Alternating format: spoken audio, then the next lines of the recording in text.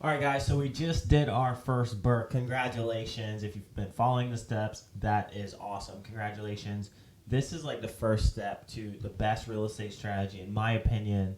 And I just want to talk to you guys about repeating that process, right? So, as you guys know, we just did the buy, rehab, rent, refinance, repeat. And one of the main things I want to hit on this is what should you do to repeat, right? So, if you've been listening to me, you would know that you should also be on the lookout to find other deals as you're going through your first BRRRR, because the idea behind it is you get the majority of your money back, if not all of it, or sometimes more. My best BRRRR was when we netted about $24,000 after the cash out refinance. And guys, this is free tax advice here. I'm not a tax accountant, but you don't pay taxes on borrowed money. So remember that. That's why the BRRRR is so powerful. So when you did the purchasing of the BRRRR, you want to figure out, you want to document. In order to repeat, you need to document everything. This video is going to be based on documenting everything. So you wanted to document the buying process. What lender did you use? What contractor did you use to go through the property? And what did that look like? Even where did the deal come from? That's so important, because maybe you need to go back to that source again, reward that source, so then that way they could send you more deals. That's what's really important. The money will show up for the right deal. So always be on the lookout for the deals. Make sure you talk to the lenders and figure out, hey, can I do this again? Are you still good? Do you still have the programs, right? That's the thing. So the other thing too is when you're renting it, figure out the property management. As you accumulate more properties, you may want to start looking at hiring a property manager. So figure out how could that property manager help you, right? Because it's so important to have those relationships in place in order to help you go further, right? Remember, by yourself, you're going to get there faster, right? But together we go further, and that's what's important. So you want to make sure that you have a right property manager, you talk to them, and also look at everybody as a source of deal. That property manager might know a landlord that is just tired and just doesn't want to deal with the property, or a property with a lot of deferred maintenance, and you could approach them and say, hey, look, I'm looking to do this long term. I'm looking to maybe accumulate 50, 60 properties, and you're my go-to property manager right now. So, if you find any deals, you bring them to me, that kind of thing. So that's what I want to talk to you guys about. The other thing is rehabbing. When you're rehabbing the property, you want to make sure you document. This is probably the phase that you're going to document the most in.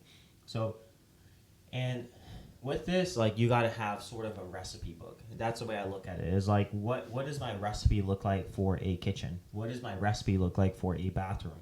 What does my recipe look like for flooring? You want to make sure that you document every single thing in this process. Well, you should have documented it already, but maybe you need to go back and touch up on your spreadsheet or whatever it might be, wherever you're storing the information. You need to make sure that you document every single type of material you're putting in the house. Because the idea is that, let's say you have one or two properties going at the same time, you just want to know, like, okay, I need 5 of these light fixtures to fit in these 2 houses, or I need X amount of square foot, and this is where we buy it from, a flooring. So make sure you document this. Construction is probably the best thing to document, because again, it helps the process. Then you don't have to hire a designer for the next one. You don't have to worry about and do research to figure out, where am I getting my floors from? Where am I getting my faucets from? Where am I getting, pancake lights from? These are so important because it's going to help you speed up the process. Not to mention, it's going to allow you to control your budget a lot easier, because now you know exactly how much things cost. Your flooring guy costs, X amount a square foot. Your painter costs X amount per room, or whatever, however they're charging you. That's the other thing. So you're documenting the materials. Then you need to document your subcontractors. How well did they perform? Are you happy with the flooring guy? Were you happy with the paint job? Did you have to go back? Was the electrician a good electrician? Was the plumber responsive? These are all questions you need to ask yourself when you're thinking about repeating the BRRRR strategy. And you should already have been documenting it during the process of your first BRRRR.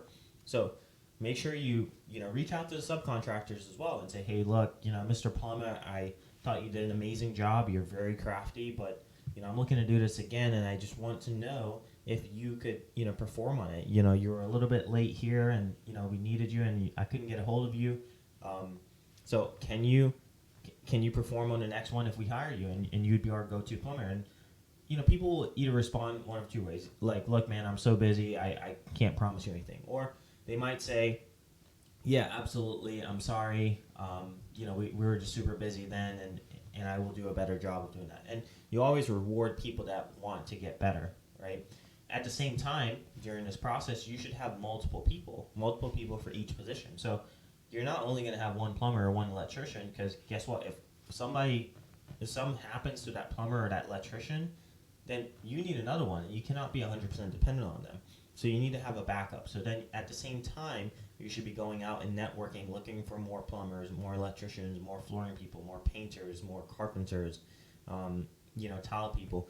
These are all things you need to document and then score them. And then maybe you test some of the new people on your new project and see how they perform to figure out how your dream team looks like. Because the idea is that you could step away from this and let it run on its own. Your job is just find deals and then cash out, refinance, talk to the lender.